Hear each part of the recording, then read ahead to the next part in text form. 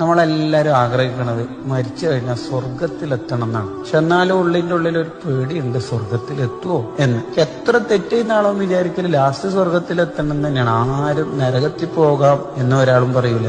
ആത്മാർത്ഥമായിട്ട് ആഗ്രഹിച്ച് ചോദിച്ചാൽ അള്ള തരും. അള്ളാഹു നമ്മളെ റബ്ബല്ലേ, കാരുണ്യവാനല്ലേ. നമുക്ക് എന്തെല്ലാം തന്നു. വലിയ റമദാൻ തരണേ റബ്ബേ എന്ന് നമ്മ റജബിലും ഷാബാലും വരുന്നപ്പോ നമുക്ക് അള്ള തന്നില്ലേ? ചോദിച്ചാൽ തരുമൊക്കെ ചെയ്യും. ചോദ്യം ഒരു മട്ടത്തിലായാൽ മതി, അള്ള തരും. നമ്മളോട് ഒരാൾ പറയാണ്, സ്ഥിരമായിട്ടൊരു കാര്യം നീ ചെയ്യുകയും മരിക്കുന്ന ദിവസം അടക്കം ചെയ്തിട്ടുണ്ടെങ്കിൽ നീ സ്വർഗത്തിൽ പോകുന്ന ഉറപ്പുണ്ട്. ചെറിയൊരു സിമ്പിളായ കാര്യം എന്ന് പറഞ്ഞാല് നമ്മൾ ഉറപ്പായിട്ട് ചെയ്യുമല്ലോ. കാരണം സിമ്പിളായ കാര്യം ചെയ്യാൻ എല്ലാവർക്കും ഇഷ്ടം. അത് മുത്തുനബി സല്ലല്ലാഹു അലൈഹി വസല്ലം തങ്ങളാണ് പറഞ്ഞതെങ്കിലോ ഷുവർ ചെയ്യും. കാരണം തങ്ങള് അള്ളാഹു പറയാതെ ഒന്നും പറയൂല, കളവ് പറയൂല, ഒന്നും വെറുതെ പറയുന്ന ആളല്ലല്ലോ. തങ്ങൾ പറയുന്നുണ്ട്. സ്വഹീഹുൽ ബുഖാരിയും കൂടിയാണ് റിപ്പോർട്ട് ചെയ്യുന്നത്. അപ്പൊ പിന്നെ കുറച്ചും കൂടി പവറായി ആ ഹദീസിൽ. എന്താ പറയുന്നത്? ആരെങ്കിലും സയ്യിദുൽ ഇസ്തിഗ്ഫാർ എന്നറിയപ്പെടുന്ന ദിക്ർ, അല്ലാഹുമ്മ അൻത റബ്ബി ലാ ഇലാഹ ഇല്ലാ അൻത ഖലഖ്തനി എന്ന് തുടങ്ങുന്ന ദിക്ർ ഒരാള് രാവിലെ ചൊല്ലിയാല് മഗ്രിബിന് മുമ്പ് അയാൾ മരിച്ചാൽ എന്ന് പറഞ്ഞാൽ ആ പകലിൽ അയാൾ മരിച്ച സ്വർഗ്ഗം ഉറപ്പാണ്. ഇനി അയാൾ മഗ്രിബിന്